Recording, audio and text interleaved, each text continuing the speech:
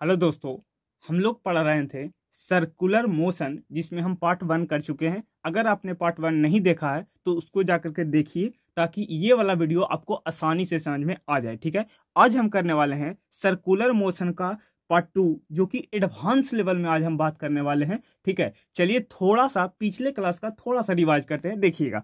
ठीक है, जब कोई वस्तु एक वृत्ताकार पथ पर गति करता है तो उसको बोलते हैं हम लोग वृत्तीय गति। ठीक है, और इसका जो मान लेते हैं कैपिटल आर है, वो त्रिज्या है। ठीक है, देखिए वृत्तीय गति में दो प्रकार की विस्थापन तय करता है। वृत्तीय गति में दो प्रकार के विस्थापन तय करता है। एक जो यहां से यहां तक चल के गया है, ठीक है, यहां से यहां तक चल के आया गया है, ये हो गया ए बिंदु और ये हो गया बी बिंदु। ठीक है, इसको नाम दे देते हैं एस, जो कि है रेखीय विस्थापन। ठीक है, एक होता है रेखीय विस्थापन जो कि यहां से तय करके गया है। ठीक है, और दूसरा होता है कोणीय विस्थापन, जिसको अपन थीटा के नाम से जानते हैं। ठीक है, कल की क्लास में ये बता चुके हैं। ठीक है, अब जानते हैं कि जो थीटा बराबर होता है, जो कोण बराबर होता है, वो होता है चाप बटा त्रिज्या। क्या होता है? चाप बटा त्रिज्या। ठीक है, तो यहां से देखिएगा, तो यहां से हो जाएगा एस बराबर, जो कि रेखीय विस्थापन है, रेखीय विस्थापन हो जाएगा कोणीय विस्थापन इंटू थीटा, या और इंटू थीटा, कुछ भी बोल सकते हैं। ठीक है, कल की क्लास में हम बता चुके हैं। ठीक है, और जब इसको हम समय के साथ जोड़ते हैं, अर्थात अवकलन करते हैं, तो हमें क्या देता है? देखिए, तो ये हो जाएगा ds अपॉन डी टी बराबर, और कांस्टेंट है बाहर आ जाएगा, ये हो जाएगा D theta upon D T. तो यहां से हो जाएगा, जब हम रेखीय विस्थापन को समय के साथ जोड़ते हैं तो ये दे देता है रेखीय वेग। ठीक है, और इंटू जब हम कोणीय विस्थापन को समय के साथ जोड़ते हैं तो ये देता है कोणीय वेग, जो कि है ओमेगा। ठीक है, तो इस रिलेशन को आप लोग याद रखिएगा कि जब हम कोणीय विस्थापन को समय के साथ जोड़ते हैं या रेखीय विस्थापन को समय के साथ जोड़ते हैं तो हमें क्या प्राप्त होता है? एक होता है रेखीय वेग और एक होता है कोणीय वेग। ठीक है, क्लियर?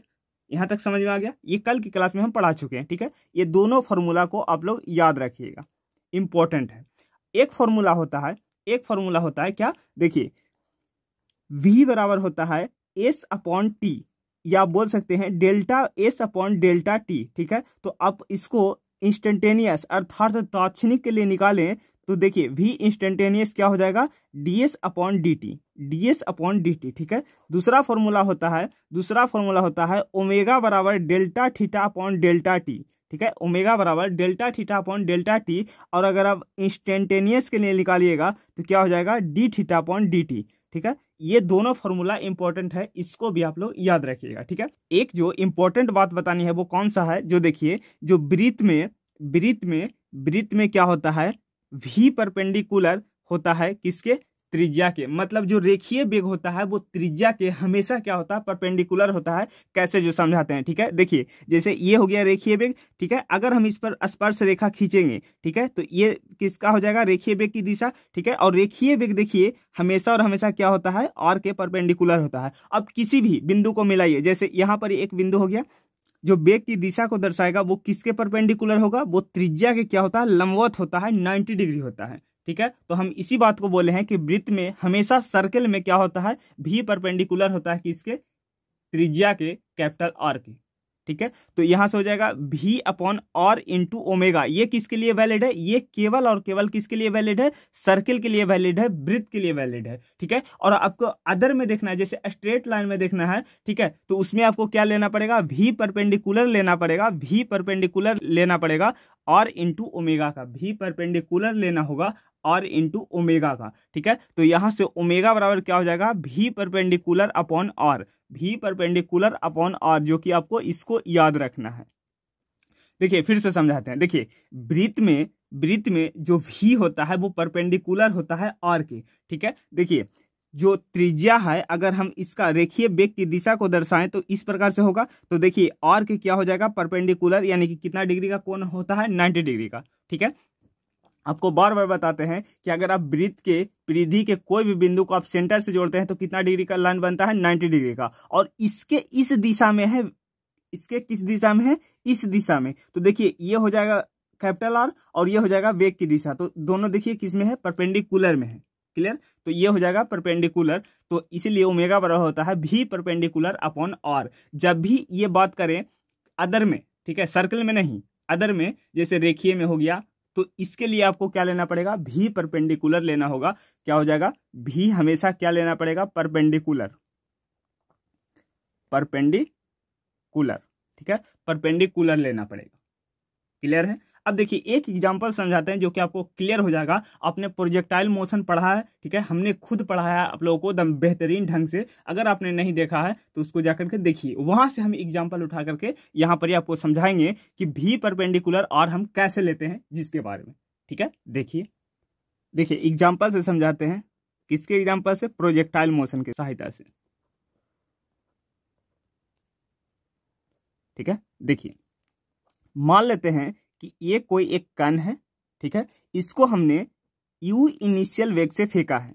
किससे फेंका है, यू इनिशियल वेग से फेंका है, ठीक है। और ये इस प्रकार से गति करते हुए, प्रोजेक्टाइल मोशन की गति से जाते हुए यहाँ पर ही आता है, ठीक है, इस बिंदु को हिट करता है, ठीक है, इस बिंदु को क्या करता है, हिट करता है, ये ओ बिंदु से, ठीक है, ओ बिंदु से ये, इसको मान लेते हैं ए बिंदु, ओ से ए चल करके ये वी इनिशियल वेग से गया है, ठीक है, क्लियर। अब देखिए यहां से जो यहां तक की जो दूरी होती है इसको कहते हैं परास, रेंज। इसको क्या बोलते हैं, परास। इसको क्या बोलते हैं, परास, जिसको बोलते हैं इंग्लिश में रेंज, ठीक है, रेंज, ठीक है। अब देखिए, और रेंज का आपको फॉर्मूला आपको पता होगा, रेंज का आपको फॉर्मूला पता होगा, वो क्या होता है, you square sine 2 theta upon ji, you square sine 2 theta upon जी, जहां जी क्या है, एक्सेलरेशन ड्यू टू ग्रेविटी, पढ़ा रखे हैं भैया। देखिए अब देखिए हमको क्या चाहिए, इस u का, इस बिंदु का परपेंडिकुलर हमको चाहिए। जो u इनिशियल वेलोसिटी से जो फेंके हैं इसका परपेंडिकुलर लेना है, ठीक है। हमें बेग का क्या चाहिए, परपेंडिकुलर ही तो चाहिए, ठीक है। तो अब देखिए जितना कोण पर गया है, मान लेते हैं ये थीटा कोण पर गया है, ठीक है, यू इनिशियल वेग से थीटा कोण पर गया है, तो ये यू वेग से गया है, तो यहां से क्या होगा, यू वेग से ही हिट करेगा, ठीक है, मतलब यू वेग से ही जाएगा, ठीक है। और कितना एंगल पर गया है, थीटा एंगल पर, तो थीटा एंगल पर ही जाएगा। मतलब जितना वेग से फेंकेंगे उतना ही वेग से और थीटा से हिट करेगा, ठीक है। मतलब जितना वेग से फेंकेंगे उतना ही वेग से हिट करेगा, और किस कोण पर, थीटा कोण पर। जैसे यहाँ 30 डिग्री मानते तो यहाँ पर भी 30 डिग्री से ही क्या होता, यहाँ पर ही हिट करता। ये बात क्लियर है। अब देखिए हमें परपेंडिकुलर लेना है, तो उसके लिए करना पड़ेगा, इस यू इनिशियल वेलोसिटी का क्या करना पड़ेगा, हमें घटक करना पड़ेगा। हमें क्या करना पड़ेगा, घटक करना पड़ेगा। तो घटक करना आपको सिखाए हैं। घटक कैसे करते हैं, जो देखिए जैसे मान लीजिए यहाँ पर ही कोई एक्स एक्सिस है और यहाँ पर ही कोई एक वाई एक्सिस है, ठीक है, और ये कोई ए वेक्टर है और इसको हमको घटक लेना है। समझिएगा कैसे लेते हैं। और ये थीटा कोण पर है, ठीक है।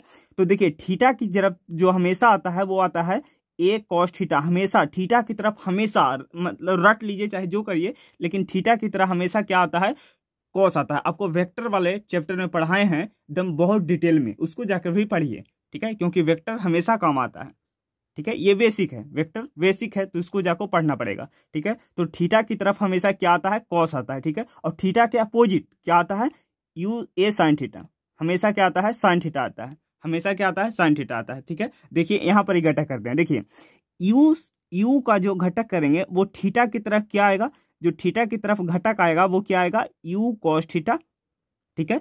और इधर थीटा मतलब थीटा के विपरीत इधर अगर घटक लेंगे तो ये क्या आएगा, you sine theta, you sine theta, you sine theta, ठीक है। तो लंबवत घटक कौन सा हमारा, यू साइन थीटा। लंबवत घटक कौन सा हमारा, यू साइन थीटा। लंबवत घटक कौन सा हमारा, यू साइन थीटा। तो हमको क्या चाहिए, देखिए भी परपेंडिकुलर चाहिए। भी क्या चाहिए, परपेंडिकुलर चाहिए। तो भी परपेंडिकुलर में कौन सा है, देखिए जो हमारा वेग है इसके परपेंडिकुलर कौन सा है, यू साइन थीटा। तो यहाँ हो जाएगा भी परपेंडिकुलर की जगह पर हो जाएगा u sine theta upon R. और आर का फॉर्मूला आप जानते हैं, u square sine 2 theta upon g, तो जो कि यहाँ पर आप रख दीजिएगा, ठीक है। तो हमेशा और हमेशा कैसे लेना है, भी परपेंडिकुलर लेना है, ठीक है। देखिए आर इंटू ओमेगा जो होता है वो तो होता है किसमें, आर इंटू ओमेगा हमेशा के हमेशा सर्कल में होता है। ये सर्कल के लिए वैलिड है, ठीक है। अब जब भी अदर में बात करें, जैसे स्ट्रेट में हो गया, प्रोजेक्टाइल मोशन में, तो उसके लिए क्या करना पड़ेगा आपको भी परपेंडिकुलर लेना होगा वाला,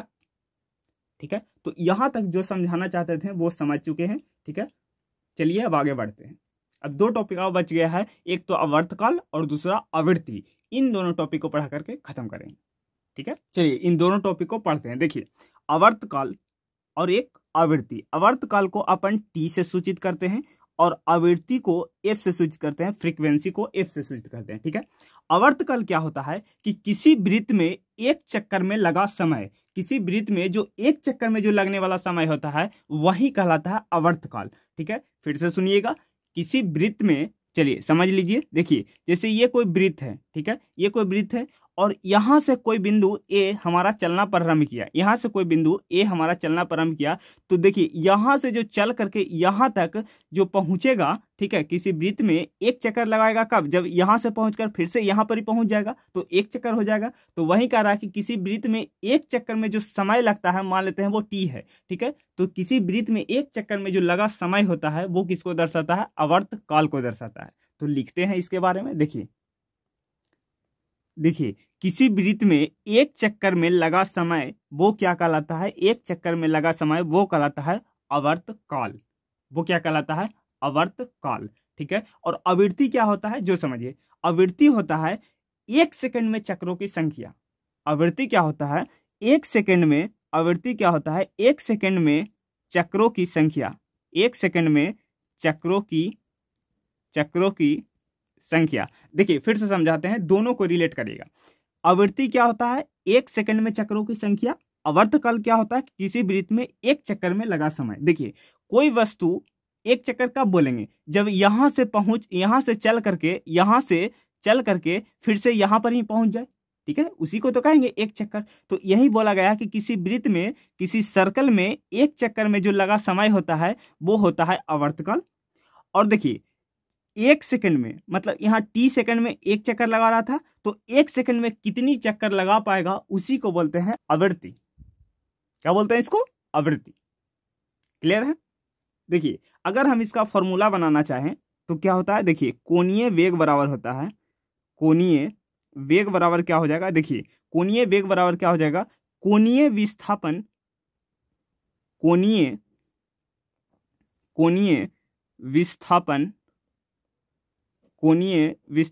अपॉन क्या हो जाएगा, समय, कोणीय विस्थापन अपॉन समय। अब देखिए कोणीय विस्थापन को कैसे लिखेंगे, देखिए कोणीय वेग को अपन ओमेगा से सूचित करते हैं। अब देखिए कोणीय विस्थापन, देखिए कोई एक वृत्त है, इसमें यहां से चलना प्रारंभ किया, ठीक है, यहां से चलना प्रारंभ किया, ठीक है, और ये पूरा करेगा तभी तो एक चक्कर मारेंगे, अर्थात ये पूरे के पूरे 360 डिग्री तय करेगा तभी तो हम एक चक्कर मारेंगे। और आपको बताए हैं 360 डिग्री को आप रेडियन में बदलिएगा तो कितना हो जाएगा, 2 पाई। ठीक है, कल की क्लास में सर्कुलर के पार्ट 1 में भी बताए हैं कि अगर 360 डिग्री को रेडियन में बदलिएगा तो कितना होता है, 2 पाई। ठीक है, तो कोणीय विस्थापन कितना हो जाएगा, 2 पाई, मतलब 360 डिग्री तय करेगा बटा समय कितना है, टी, तो ये हो जाएगा टी,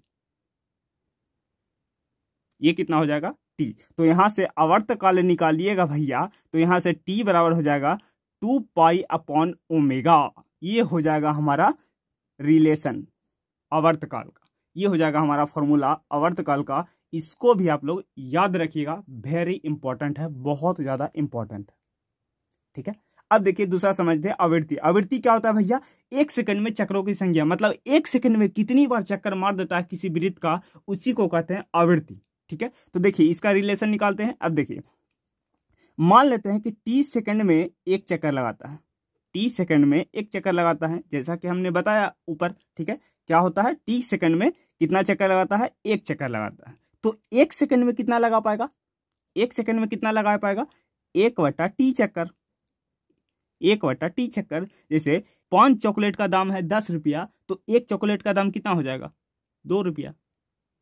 समझ पा रहे हैं। तो उसी प्रकार 30 सेकंड में एक चक्कर लगा रहा है, तो एक सेकंड में कितना लगा पाएगा, 1/t चक्कर।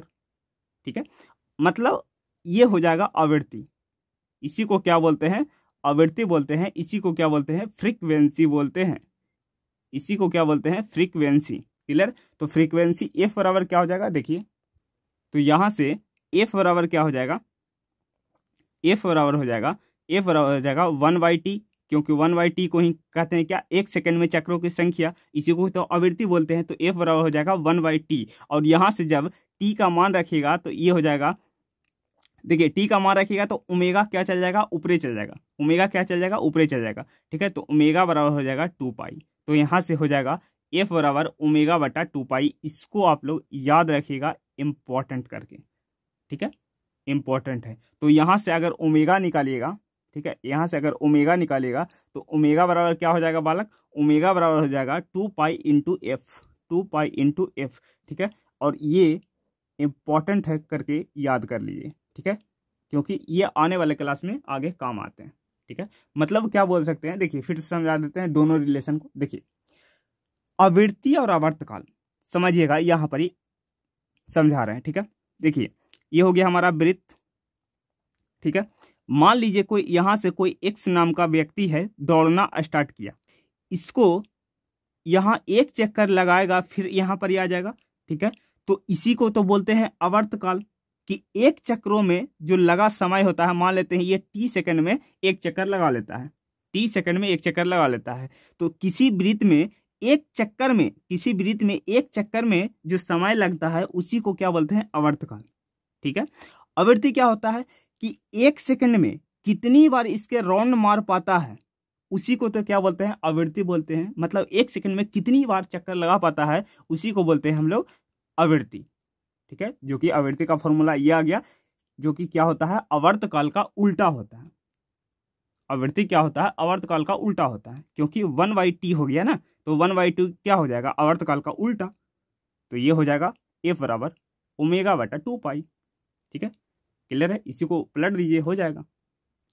तो उम्मीद करता हूं कि यहाँ तक आपको समझ में आया होगा। अगर वीडियो पसंद आए तो वीडियो को लाइक करिएगा, चैनल को सब्सक्राइब जरूर करिएगा और शेयर जरूर करिएगा अपने दोस्तों के यहाँ, ताकि वो भी इसका लाभ उठा सके, ठीक है। बाकी आपको कैसा लगा ये कमेंट सेक्शन में आपको बताना है कि वीडियो कैसा लगा। चलिए मिलते हैं अगले वीडियो में, तब तक के लिए बाय बाय, टेक केयर, जय हिंद।